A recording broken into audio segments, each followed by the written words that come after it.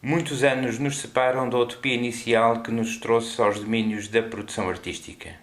No entanto, coisa estranha, essa mesma utopia ainda persiste. Persiste no modo como vemos a arte, com todo o seu esplendor, em paralelo com a própria natureza, dominando as matérias que fazem o mundo e possibilitando que, a partir do homem, se tenha vindo a construir um edifício da humanidade. Sem a arte, esse edifício não teria sido possível. Sem a arte, correríamos o risco de perder esse sentido. O centro do mundo é apenas um projeto, é apenas uma exposição, é apenas uma equação à espera de resoluções. Estas palavras, que aqui se publicam em dois textos intitulados Ser Pintura e O Centro do Mundo, correspondem ao registro de alguns pensamentos que se encontram subjacentes à totalidade do trabalho exposto no Museu Militar de Lisboa, o qual equivale a cerca de 5 anos de investigação entre 2007 e 2013.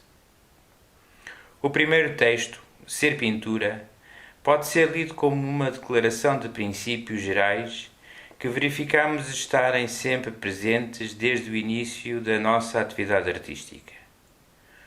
O segundo texto, O Centro do Mundo, acompanhou passo a passo o processo criativo inerente a este projeto. Um e outro resultam da mais-valia retirada da investigação artística em contexto teórico-prático, ligada a uma ação docente que tem no ensino da pintura a sua base de envolvimento. Outra coisa não seria de esperar, atendendo a um percurso onde sempre se aliou a prática da pintura com o ensino da mesma. De facto, a expressividade absoluta dos primeiros tempos não faria sentido perdurar, a não ser que o tempo tivesse parado. Felizmente, não foi o caso.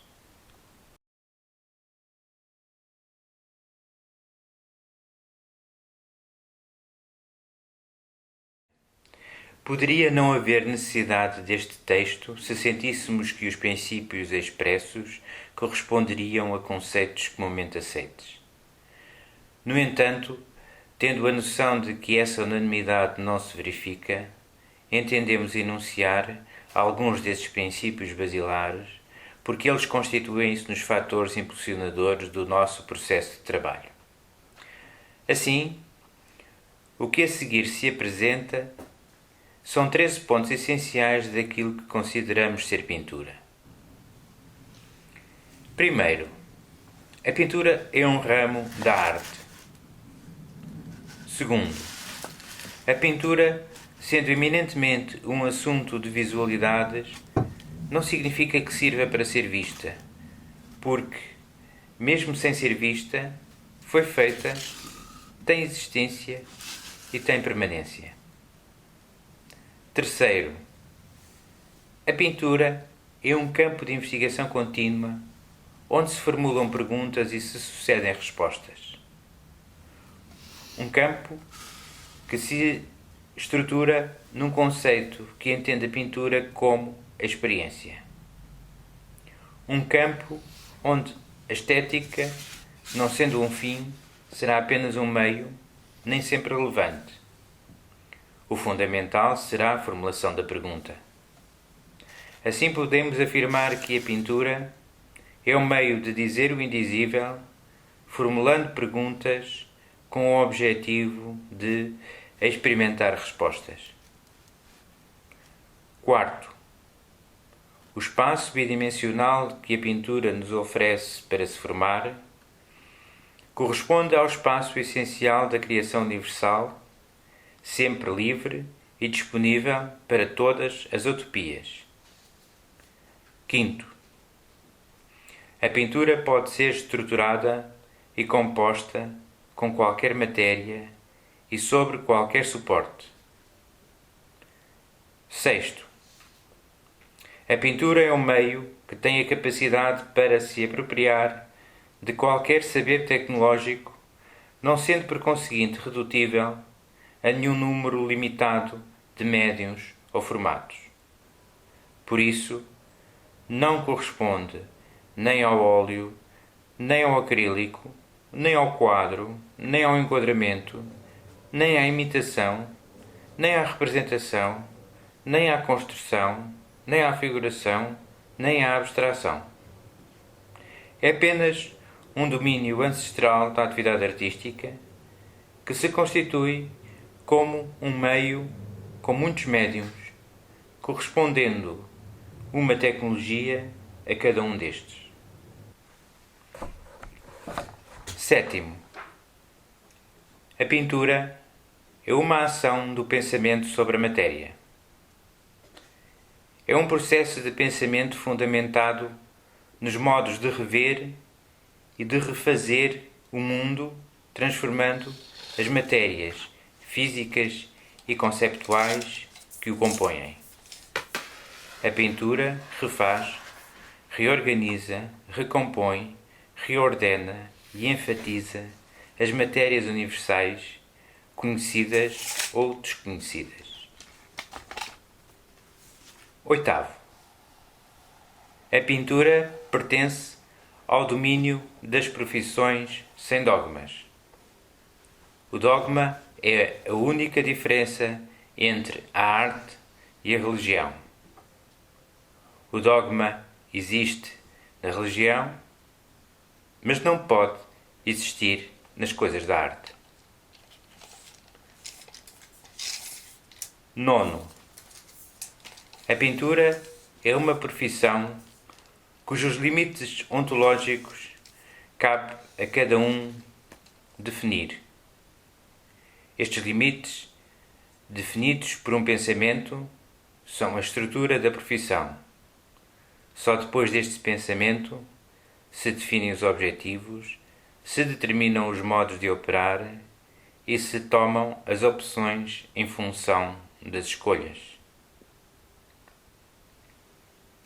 Décimo, a função da pintura resulta apenas dos objetivos de cada pintor. Produzir inquietações e equacionar os sentidos das coisas são alguns dos nossos objetivos. 11º, a pintura, como toda a arte, podendo naturalmente ser consequência de alguns factos, é, sobretudo, a causa de muitos outros. É, pois, como coisa precedente que a consideramos. 12º, a pintura, como a arte, é um contribuinte essencial para o mapeamento da consciência da humanidade. 13º, a pintura, por estar integrada na área das artes, não garante que cada uma das obras produzidas no seu universo corresponda a uma coisa artística, nem tampouco que cada um dos seus profissionais seja um artista. Estas classificações possuem um caráter meramente substantivo ou adjetivo da inteira responsabilidade do mundo exterior. A pintura identifica a arte como o seu principal objetivo.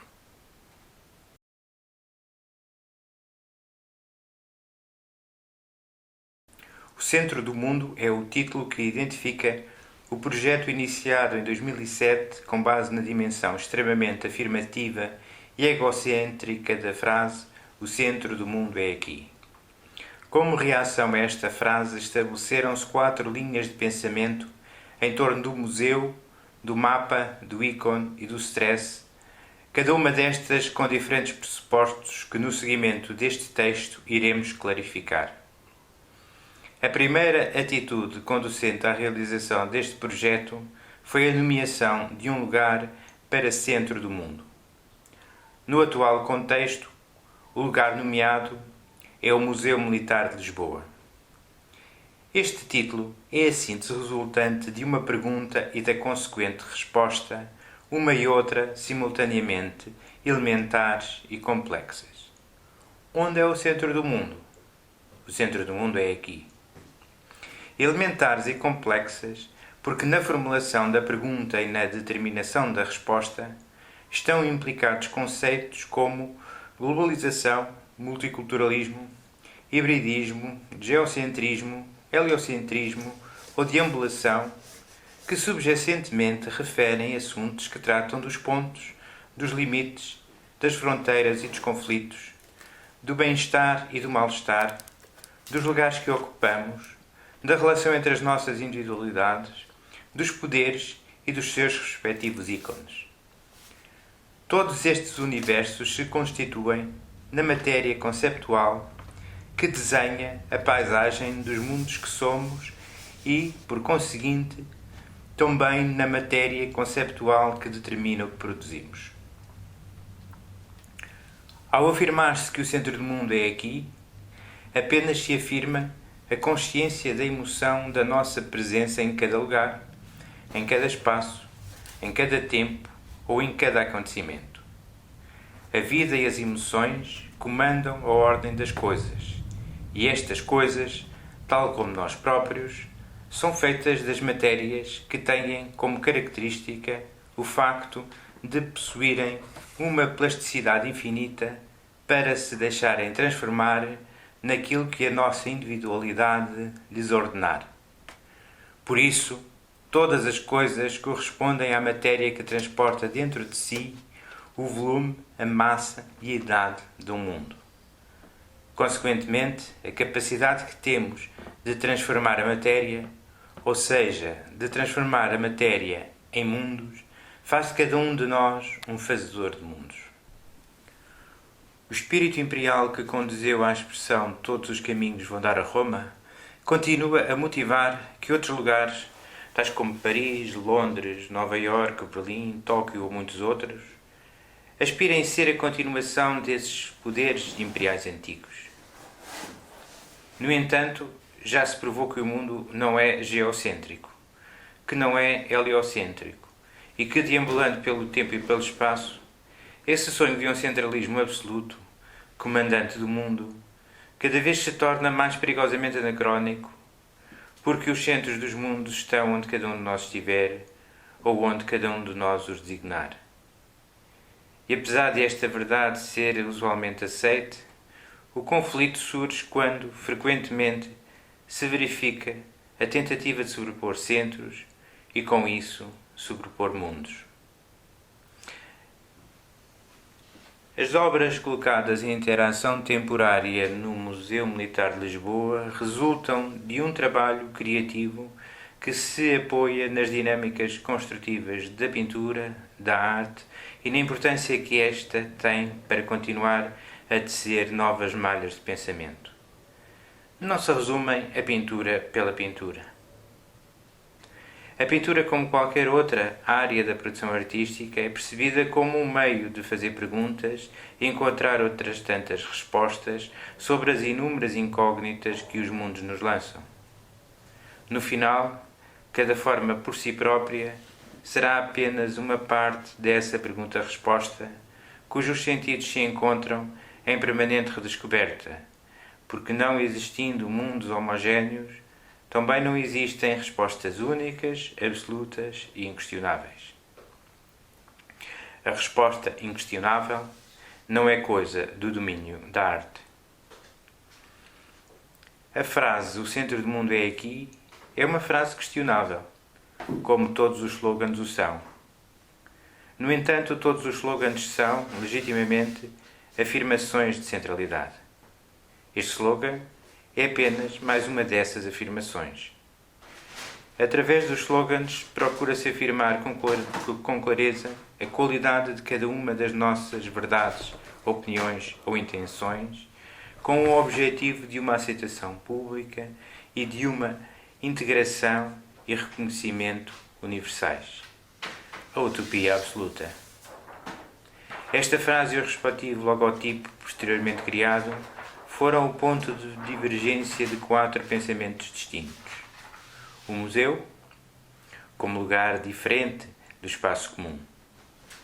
O ícone, como modelo de comportamentos. O mapa, como a seleção e a eleição de lugares e percursos. E o stress, como estado de espírito que promove dinâmicas sociais, dispares e ordenadoras do nosso cotidiano. Quando escolhemos o Museu Militar de Lisboa, foi essencialmente por 2 questões. A primeira porque, como em muitos museus, o confronto entre aquilo que está em exposição permanente e o que se expõe temporariamente contribui para salientar as relações dos vários tempos históricos no mesmo espaço. O museu é a representação da massa do universo, porque dentro dele o espaço e o tempo existem como um todo que deambula numa permanente mudança.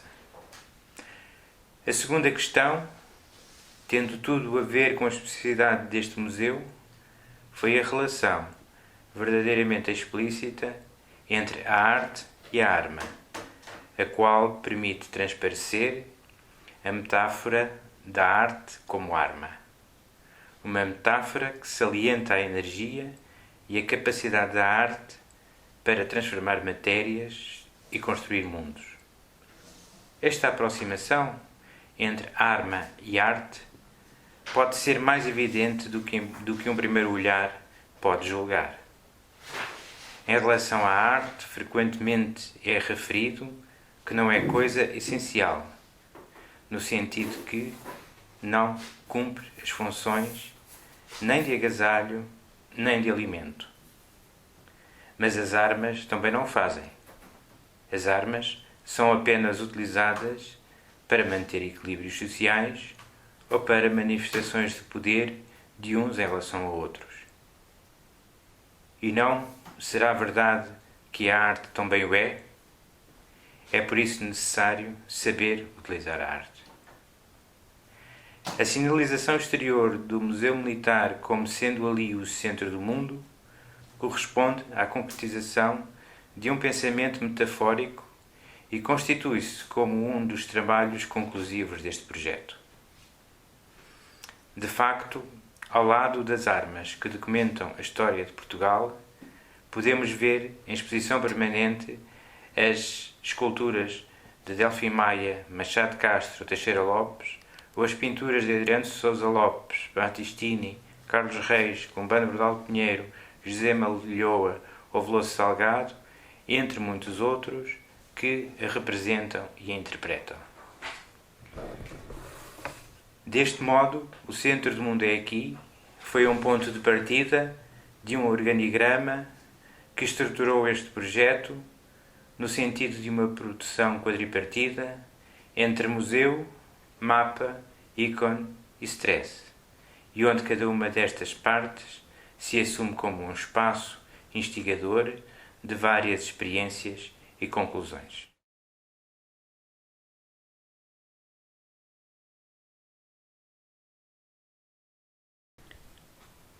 Ao longo do tempo, a produção de coisas tem sido imensa. Cada um de nós encontra argumentos que justificam, fundamentam e anseiam prolongar e conservar aquilo que fez e faz, que colecionou, selecionou, elegeu ou privilegiou. A tomada de consciência por parte da população sobre a importância da cultura e da arte faz que todos nos sintamos competentes para a sua realização, independentemente das particularidades de cada formação. Durante o século XX, a arte invadiu a sociedade e depois de Duchamp ou Picasso, todos somos artistas. A cultura e a arte tornaram-se fatores fundamentais na democratização do mundo moderno, civilizado, e o nome do artista ou o nome do autor tornou-se apenas uma exaltação dessa modernidade pós-renascentista.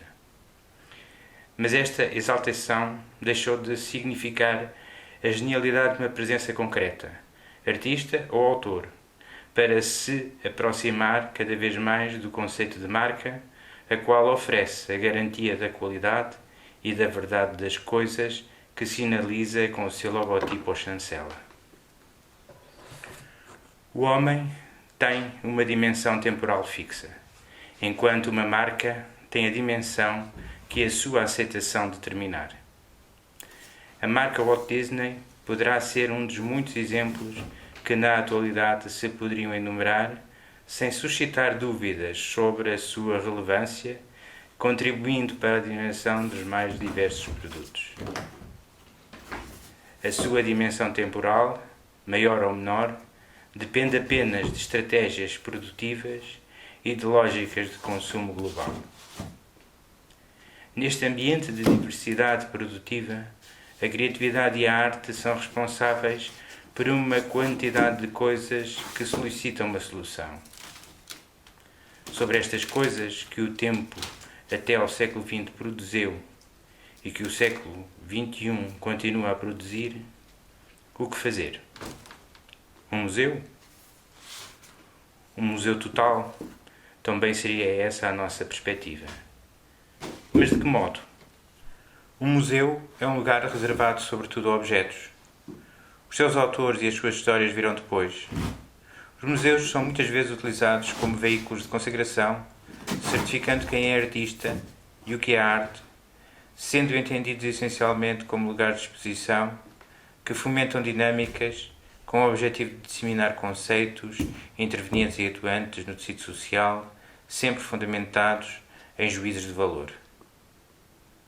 O museu, ao mesmo tempo que procura veicular estas certezas, suscita também muitas outras dúvidas. Não sendo o museu unicamente um espaço de exposição, porque também acumula as funções da investigação e da conservação, a dúvida maior será como conservar a imensa produção artística contemporânea, desvinculando-o da obrigação de sujeitar esta a juízos de valor, uma vez que estes, apesar de corresponderem quase sempre a análises com vertentes muito lógicas, são ambíguos e efêmeros.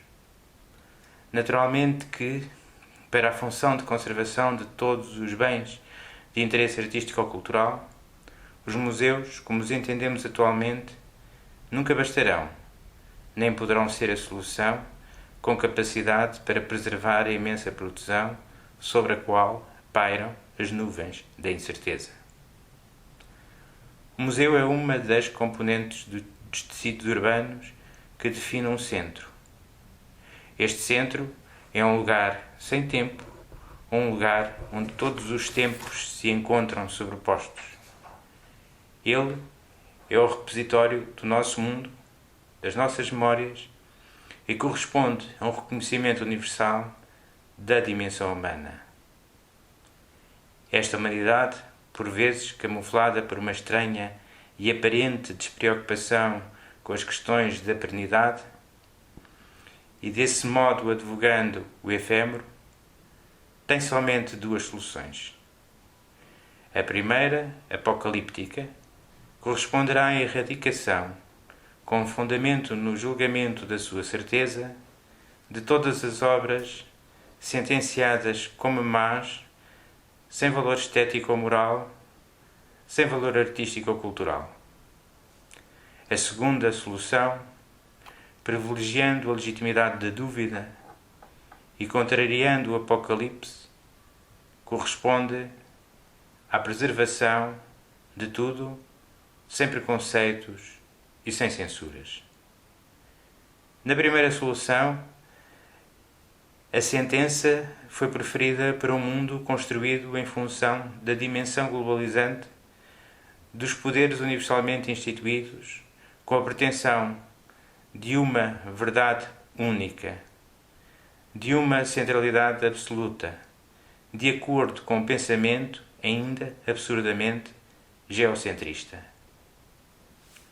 Na segunda solução, permite-se que cada um construa o seu mundo, o seu centro, com todo o conhecimento entretanto acumulado, orientado apenas pela qualidade e dimensão individual do seu próprio juízo de valor, alheio a preconceitos e de acordo apenas com o pensamento.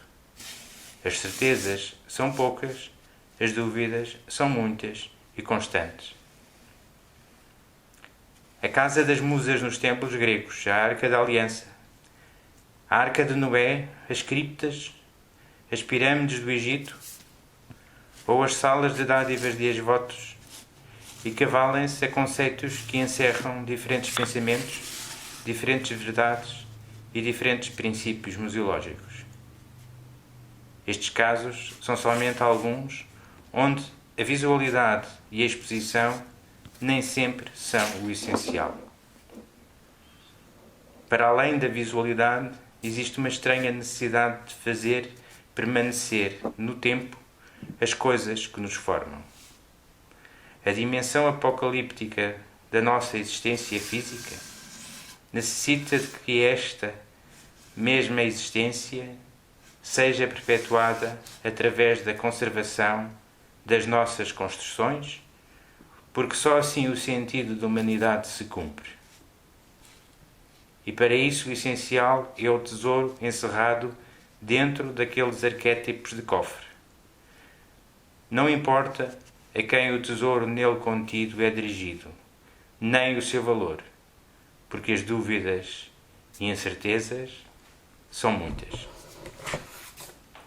Perante estas duas soluções, resta-nos a opção pela conservação, ou seja, pela preservação de memórias. Esta é a única atitude contrária à dimensão apocalíptica do efêmero. Por conseguinte, quando não houver a possibilidade real de se reunirem meios capazes de fazerem cumprir na totalidade os três desígnios de um museu, a conservação, a investigação e a exposição, que pelo menos se cumpra o desígnio da conservação.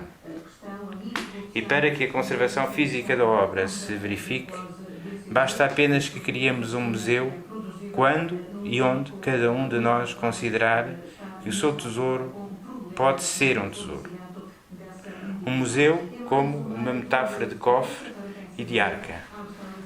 Um espaço que não considera nem multidões de visitantes, nem preconceitos estéticos ou temporais.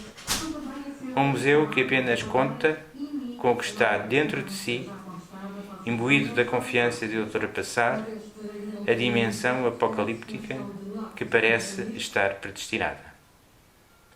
A partilha deste pensamento com um grupo de arquitetos levou-nos a um projeto de construção de um museu unicamente destinado à conservação de objetos colecionados, reunidos de acordo com os critérios da individualidade de cada mundo, como memória representante daquilo que alguém considerar ser essencial.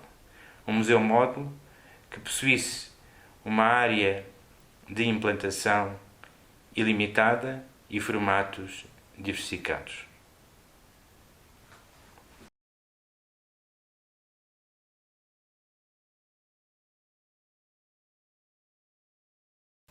Um mapa representa lugares e percursos por mundos conhecidos, desconhecidos, reais, possíveis ou imaginados. Os mapas são sempre desenhos de mundos, quer sejam representações do nosso mundo ou do mundo dos outros, quer sejam representações do mundo que desejamos ser nosso ou do mundo que criamos, inventamos, descobrimos ou projetamos, todos correspondem a uma síntese visual que se constitui como a consciência do mundo total que somos, habitamos e percepcionamos. Um mapa, do mesmo modo que uma pintura ou qualquer outro tipo de obra, é organizado por matérias, espaços e tempos, sendo, por conseguinte, em si mesmo, um mundo. As obras que se produziram no decorrer desta dinâmica conceptual correspondem a construções pictóricas realizadas como se de mapas se tratassem. Mapas de pontos e lugares geograficamente assinalados através das suas coordenadas e também através das referências que tornam ou tornaram esses lugares especiais. Como se o nosso olhar se movesse pela razão do conhecimento e da descoberta e não apenas orientado pela visão retiniana. Cada uma destas obras encontra-se imbuída da dualidade entre mapa e pintura e nomeia somente um dos pontos que constituem os indetermináveis centros dos mundos.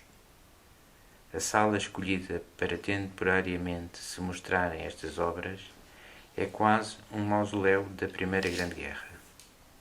Cada obra de pintura ou escultura aqui presente, de Adriano Sousa Lopes a Veloso Salgado e a muitos outros, corresponde a uma cartografia de um pedaço da história.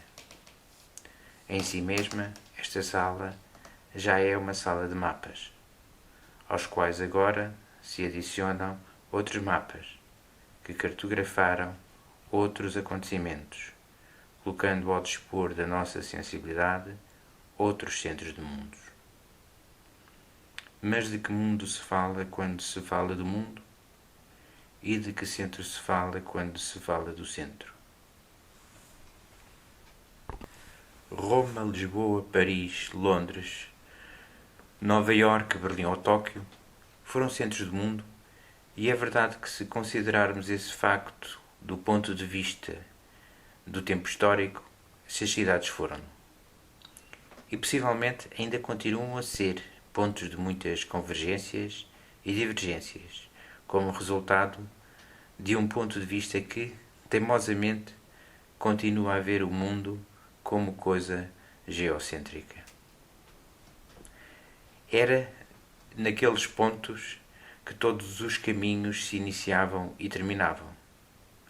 Foram os lugares do raciocínio e da geometria, como se o mundo fosse linear, plano, bidimensional, homogéneo e estático. Porém, o mundo não é assim tão simples. Está repleto de diferenças sociais, culturais e geográficas. É uma massa deambulante pelo tempo e pelo espaço, e é composto por partículas simultaneamente simples e complexas. A omnipresença do centro gravitacional, que antes poderia justificar aqueles antigos centros do mundo, hoje não será suficiente para eles continuarem a reivindicar o atributo de centros do mundo únicos e remeterem os outros para o conceito de periferia. Os centros do mundo resultam somente enfatizações, de diversas ordens, feitas a partir de modos, de coisas, de lugares e de acontecimentos, de decisões e de intuições, com capacidade para convocarem atenções e poderem mesmo preceder acontecimentos. Os mapas e os mundos têm uma relação estranha, que se caracteriza por não sabermos quem nasceu primeiro, o mapa ou o mundo. Ou seja, entre a representação e o modelo, qual terá nascido primeiro? De imediato pareceria certo considerar-se que primeiro tivesse surgido o mundo, o modelo, e só depois se tivesse feito a sua representação em mapa. Mas todos sabemos que esta atitude contemplativa do mundo, de existir, ver e representar, tão ao modo da cultura ocidental, não corresponde à realidade, porque as ideias nascem e são frequentes os casos em que primeiro se faz o mapa, o projeto, e depois se faz o mundo, a coisa. Como exemplo de um mapa que formalmente se representa como coisa pictórica, textura, cor, bidimensionalidade, capaz de alterar todo um sistema civilizacional, poderemos apenas referir a representação geológica das Ilhas Britânicas, feita por William Smith em 1815, e chamar a atenção para a enorme quantidade de consequências que gerou. O mundo, depois desta representação, ficou diferente. Os conflitos gerados com o desenho dos mundos são constantes e refletem sempre problemas de partilhas territoriais. Deste modo, é fácil perceber que o mapa é quase sempre uma coisa que precede. Antes de qualquer dinâmica, faz-se um mapa. Esta relação entre o que precede e o que sucede, à feitura de um mapa, foi o pensamento principal para viagens a lugares fisicamente desconhecidos, mas presentes na realidade do nosso universo cotidiano e a partir das quais se produziu um conjunto de mapas-pinturas. Este conjunto de obras foi desenvolvido com base em informações advindas por canais de diversas ordens. Estes lugares, em si mesmos, foram a matéria que ia adquirindo forma sem preocupações miméticas ou retinianas. Formas que apenas realçam, destacam e acentuam pontos que sobressaíram em algum momento através das janelas retinianas informativas do nosso tempo, televisão, internet, jornais, etc. São sinalizações de lugares que num determinado instante, por uma ou outra razão, passaram a ser centros de muitos mundos e de muitas atenções. Não correspondendo a nenhuma representação motivada pelo prazer de uma contemplação visual direta, nem motivado pelo prazer estético em si mesmo, estas obras correspondem, sobretudo, a experiências sobre o valor da intuição e da enfatização dos lugares. Alguns destes mapas-pinturas referem-se ao Golfo de Aden, à Baía de Guantánamo, ao Canal de Panamá, ao deserto do Atacama, no qual se está a construir o Lares Milimétrico Rei, um radiotelescópio gigante cuja função é mapear o universo, ao Mar Aral, ao Extremo Oriente, à cidade de Sarajevo, à fronteira entre o México e os Estados Unidos, Tijuana e São Diego. Todos eles salientam coisas e factos, e como qualquer outro mapa ou qualquer outra pintura, para além da sua visualidade própria, servem sobretudo para serem consultados e perguntados quando qualquer indecisão do percurso individual ou definição de estratégia o determinar, ou quando for necessário e urgente obter uma resposta.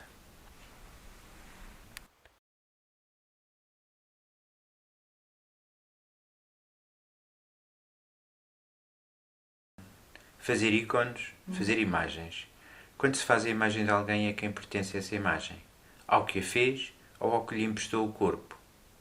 A terceira parte deste projeto centra-se no ícone, um termo que deriva do grego e cujo significado nos remete para uma imagem inserida na área da pintura religiosa cristã, que apresenta uma ou várias figuras sacras sobre um painel que, na globalidade da relação figura-fundo, possui um valor como objeto tornado corpo.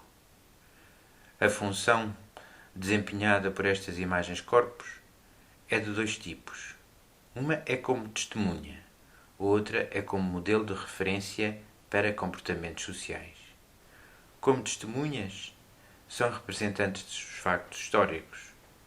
Como modelos de referência, correspondem a heróis que se disponibilizaram para serem transformados em ícones, nem que o sejam somente de um modo temporário.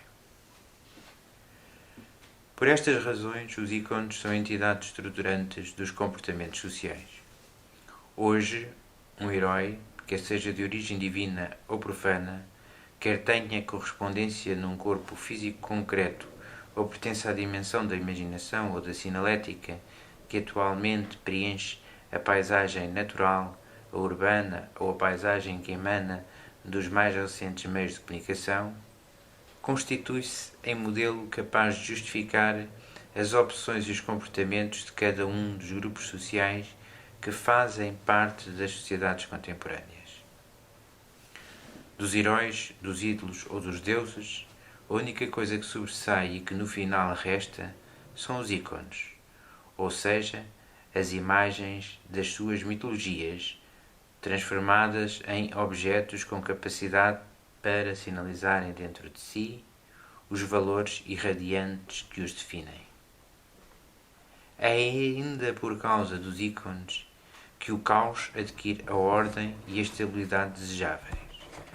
Líderes religiosos e políticos, estrelas pop, atletas e variedíssimos autores, atores e personagens de cinema e da banda desenhada, passando ainda pelos inúmeros ícones gráficos que sinalizam e determinam o nosso cotidiano, todos se resumem à presença constante de heróis cuja imagem cumpre a função do referente com competência para introduzir ordem nos nossos mundos.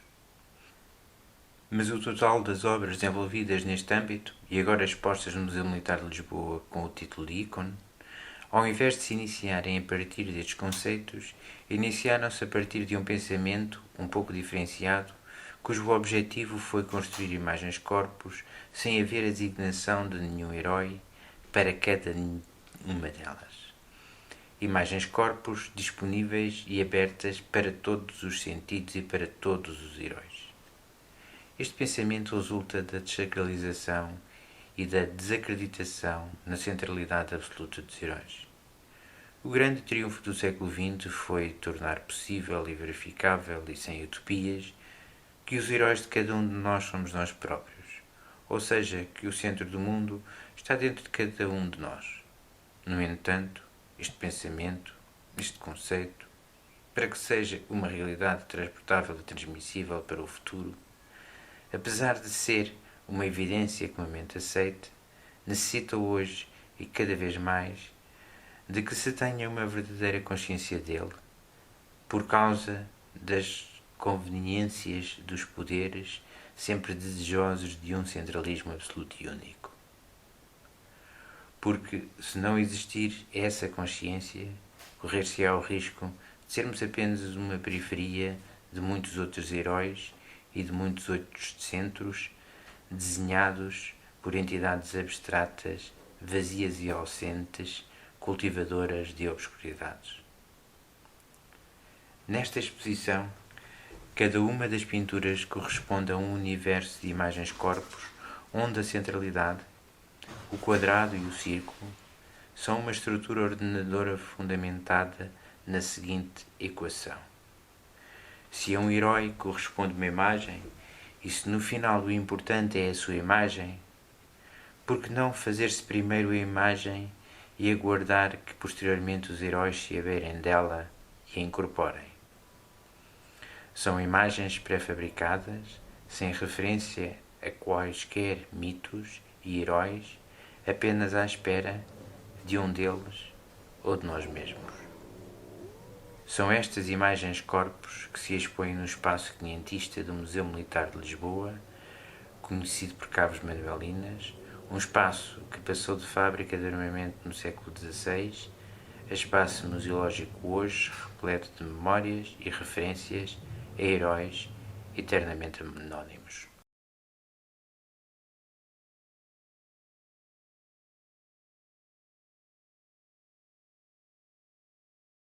A janela albertiniana estruturou toda a pintura europeia, desde o século XV até ao século XXI, através do recorte de um campo visual preciso.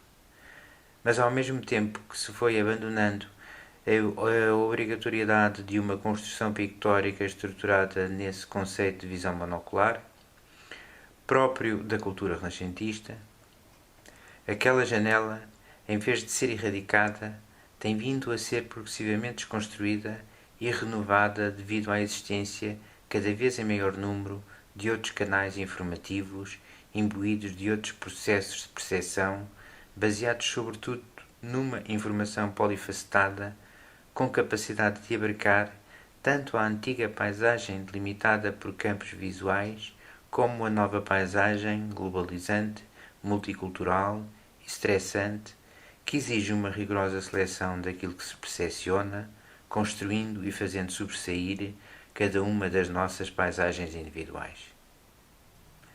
Aquela antiga janela encontrou no ecrã um parceiro para todas as visões e para todas as análises. Na realidade, a paisagem contemporânea vista através desses inúmeros canais de informação, com os seus mais diversos formatos, tem uma articulação muito mais complexa do que tinha quando se desenhava a partir de uma visão circunscrita por uma linha do horizonte. Agora, esta linha é apenas uma metáfora de estabilidade e de suporte. É suposto todos vermos e sabermos as mesmas coisas. Porém, a visão do mundo que nos envolve resulta apenas de uma focagem preferencial sobre os muitos acontecimentos que se sucedem uns após os outros. Todavia, verificamos que, apesar das diferenças, continuamos a viver com mundos estruturados em função de janelas ou de enquadramentos. Ao visor somou-se o ecrã. Um ecrã que, através do que nele se expõe, consegue fazer-nos confundir a realidade com a virtualidade e com o efeito, como se continuassem a persistir os objetivos das janelas antigas, mas agora acrescentadas com informação vinda através de muitos outros formatos e seleções. Mas no final, tal como se passa na pintura realizada dentro do retângulo, segundo o conceito de quadro, cada uma dessas visões continua a ser um enquadramento que, por sua vez, apenas continua a corresponder a múltiplas versões de mundos. Esta multiplicidade de mundos é a confirmação de que não existe nem um mundo homogéneo, nem muito menos um mundo planimétrico. O mundo subdivide-se em muitos tempos, em muitos espaços, em muitas dinâmicas. A existência de um mundo único e verdadeiro, geocêntrico e heliocêntrico, entrega uma entidade suprema e centralizadora que tudo decide e gere, seria uma situação cómoda e estável para a humanidade. Dar-nos-ia segurança e equilíbrio. Mas é falsa. Os mundos são movimentos constantes. E pensar noutros que não sejam organizados apenas pela lei da gravidade, sendo estressante, causa um modo de estar em permanente demanda das respostas essenciais, ou seja, em demanda da coisa artística. As representações de situações de stress e tensão, sejam comuns, íntimas, imaginadas, vividas ou simplesmente constatadas através do computador e da internet, constituem a abrangência do universo das obras que se expõem na ala sul do Museu Militar. Correspondem a uma diversidade temática e formal condizente com um mundo deambulante, onde a história e as histórias, os tempos e os espaços, as matérias e a diversidade formal estão presentes.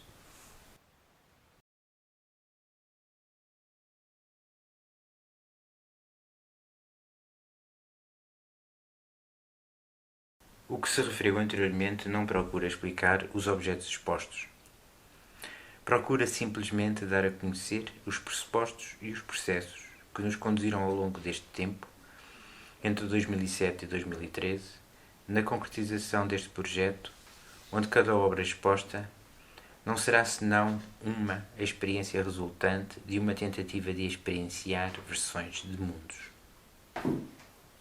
Utilizou-se como processo de investigação a produção artística no âmbito da pintura, e a sua origem resultou da interrogação sobre o mundo, o seu centro e a legitimidade de se continuar a falar de periferias por quem ainda está habituado a qualificar as diversas partes do mundo em função de um pensamento anacronicamente geocêntrico e plano.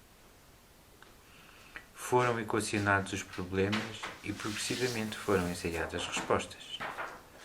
Os problemas equacionados foram o poder de uma centralidade gravitacional, a finitude das coisas e a infinitude da arte.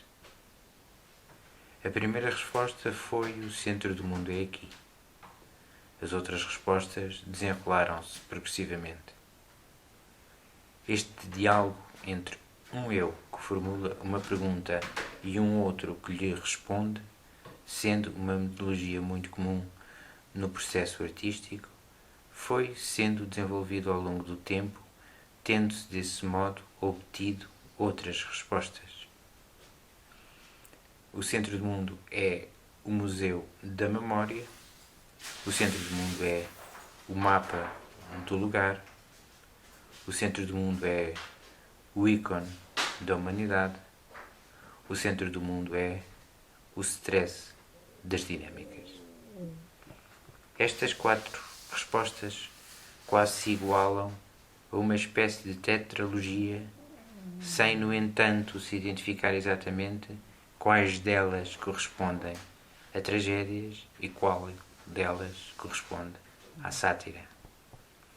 Estas respostas conclusivas deram origem a 4 trabalhos que decidimos intitular Designar, porque correspondem a atitudes de nomeação, de espaços, de coisas e de pensamentos.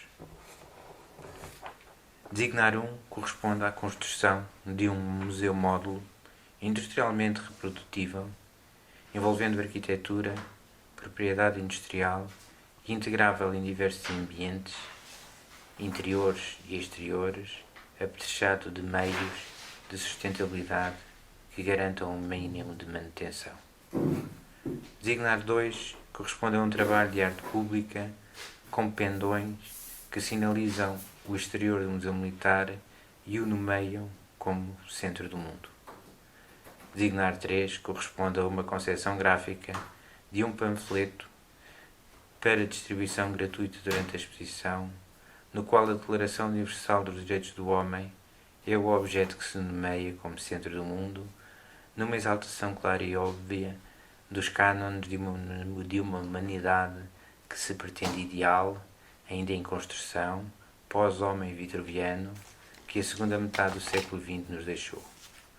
E finalmente Designar 4 corresponde a este objeto, livro, palavra, que acabou de ler e ouvir e que se constitui como uma velatura final de um percurso.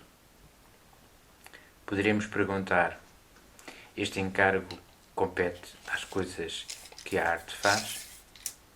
Às coisas que a pintura faz? Quando as coisas não forem apenas estéticas, competirá.